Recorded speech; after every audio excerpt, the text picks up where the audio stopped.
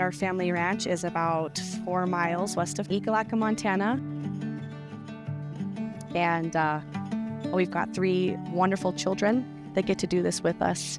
And it's awesome. I work side by side with my husband every day. We used to farm almost 4,000 acres. But I was more passionate about grazing and ranching because I didn't like to farm. I didn't like to sit in a tractor very much. My dad was the farmer. And he was very willing and open to see the change and let us kind of go with it. So we've made the shift.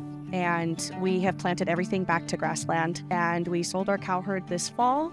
And we are custom yearlings and a stalker enterprise. More of the regenerative practices kind of came in 2011 of actually intensively moving cattle. I don't think we really knew what we were doing at that point. We were just trying some new things. So Ryan went out and bought a little reel and some posts and just started dabbling into it and was just trying it out. And now we have no farm ground on the property. We did it over a period of several years, and we definitely had our failures. The grazing philosophy now, and it's ever-changing, it's pretty adaptive, but we are trying to mimic nature as much as possible. We've been moving anywhere from 2-day moves to 4 times a day with them. But most of the paddocks, they're only concentrated in that area for sometimes 6 hours, sometimes 12 hours, and then it's going to be completely rested for 10 to 12 months.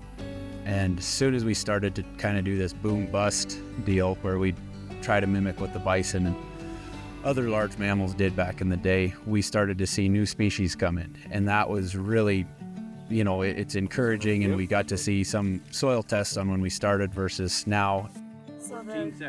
14 seconds. And it's happened faster than I ever would imagine how fast we've grown some of our organic matter. There's this fine line about walking of overgrazing and overresting, right? And I think that we still are all learning to master that art. I think people get nervous when they see a pasture taken down to the nubbins and think that, they're overgrazing that. But that rest period to us is a huge factor.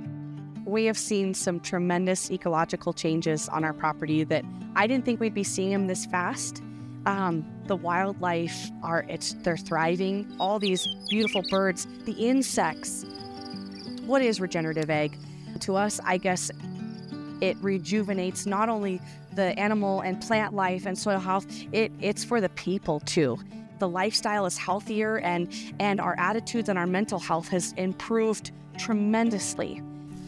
This yearling deal should hit our profit target, and we will have some more time off to spend with the kids and have some freedom instead of trying to feed cows when it's 40 below outside. And so that's kind of pushed us to continue to graze this way. It is working really well, and it's really fun to see the wildlife benefit from that. So having 120 some plus people out here was the most we've ever had, and that's the most I've ever spoke in front of before. Good morning, folks. Thanks for all coming back and dealing with it. It was kind of terrifying. It really was. I'm not a public speaker, but it was really cool to get all the positive feedback, and inspiring others, and it inspires us as well. There's a culture, and sometimes we're afraid to think outside the box because that's not the way Granddad did it, or this is how things need to be done. Well, I've never smelled anything like it. Oh yeah, right. The mountains. If we all want to stay in this game and keep doing this ranching and farming and this rural lifestyle, we all need to make some changes. I think partnerships and getting resources for a ranching and any business is extremely valuable. World Wildlife Fund has been fabulous for us. I had no idea that they help ranchers in Montana. And the RSVP program and the ranchers that are in that, oh my gosh, it's so awesome. And the knowledge and networking right there. But what I like about that is they've opened up so many doors and opportunities for us to continue our education, to get awesome soil samples brought onto our property. We're learning so much that's going on that they have the resources to go out and get that stuff for us, and the time and and the funds to go do these awesome things for us. The amount of birds and wildlife that they are monitoring for us and finding out all this stuff for us, it's extremely valuable. And that's going to help us decide if we're turning that needle and where we need to keep going to get better. Now, I look at agriculture totally different. As ranchers, we want to feed the world, but I think we have to start with fixing our ranches one at a time, and then the rest is all going to fall into place. I used to think, and most ranchers think, that you got to work yourself to death. Hard work is very important, but it's not the most important thing out there. Enjoying time with your kids, making time to make those memories with them, that's so much more important. It's been a journey the last 12 years of getting out of farming and going full into grazing and ranching. You gotta slow down and enjoy what we're doing, seeing the wildlife, seeing the cattle, be happy. Pretty hard to beat that for me as a job. When we can take your kids along with you and they're already nerding out for dung beetles.